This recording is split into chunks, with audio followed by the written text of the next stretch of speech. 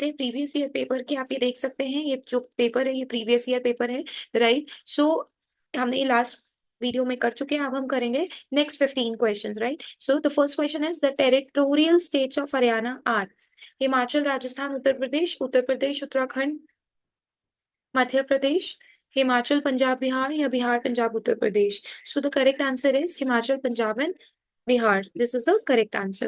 Let's come to the next question. Next is read the statement.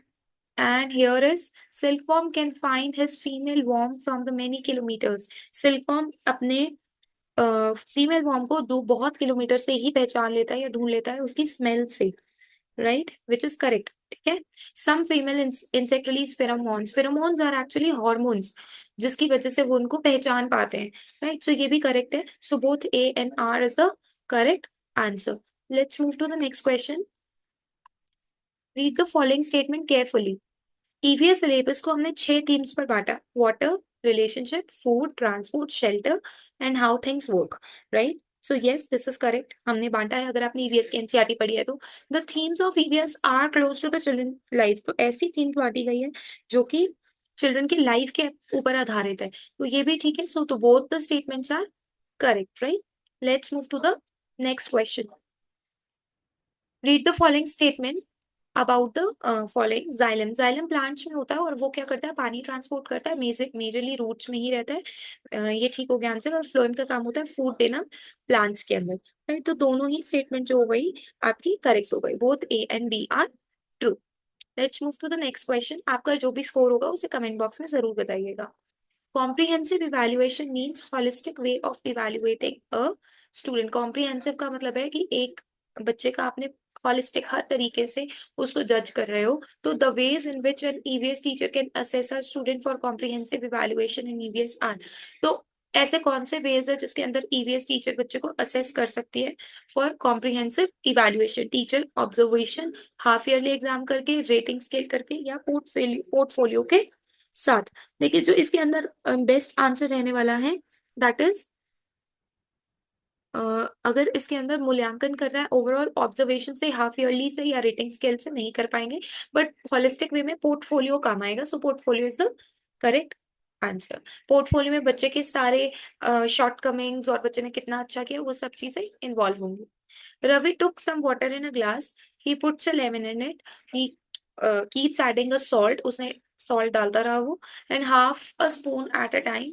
थोड़ी देर बाद वो ये देखेगा कि जो आपका लेमन है वो सिंक हो गया, बीच में से कट गया, लेमन फ्लोट कर रहा था, या जो लेमन है वो अभी मिडवे में ही है। ठीक है। तो अगर इसकी बात करें ना, नमक ज्यादा हो जाएगा, नमक की वजह से वो फ्लोट करेगा।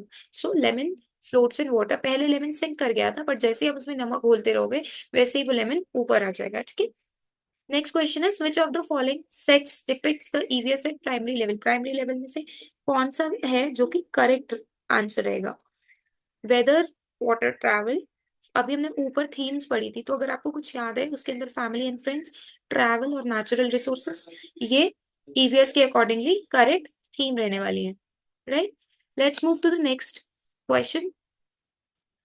विच of the following statements regarding Alberuni is not true. इनमें से कौन सी ऐसी स्टेटमेंट है जो एल्बुरनी के बारे में ट्रू नहीं है?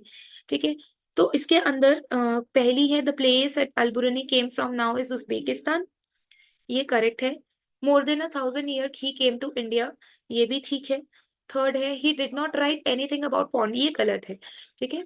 तो this is the correct answer.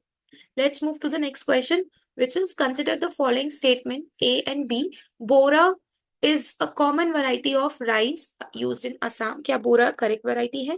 Yes, it is a correct variety. Common variety, sorry. Paddy जो है, चावल जो है वो क्लेई सॉइल में अच्छे से उगता है and it requires a lot of water. ये भी सही बात है, क्योंकि क्लेई सॉइल ना पानी को बहुत अच्छे से रिटेन करके रखती है, और चावल के लिए हमें लंबे समय तक पानी देना पड़ता है।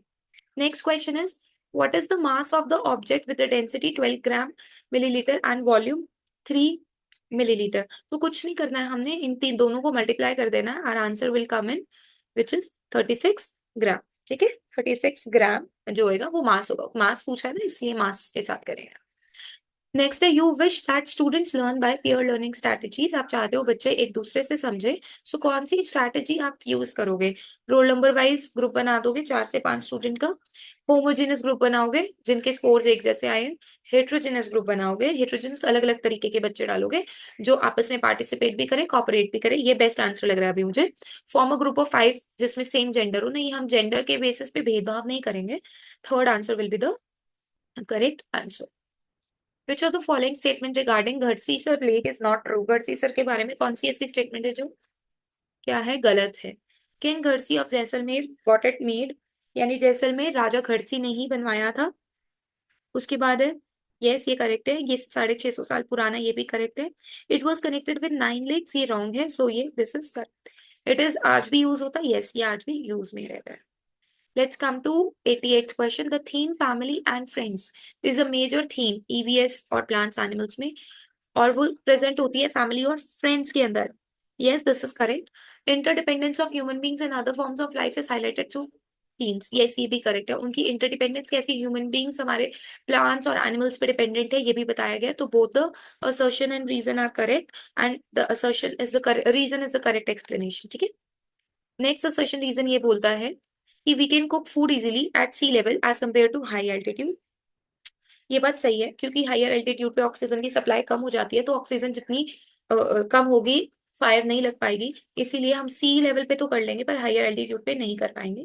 हायर एल्टीट्यूड पे बॉइलिंग वाटर इंक्रीज होता है, नहीं ये गलत है। So the answer A is true, F is false is correct. Let's move to the last question. Nina and EVS teacher of class 5 ने एक ग्रुप असाइनमेंट दी अपने बच्चों को।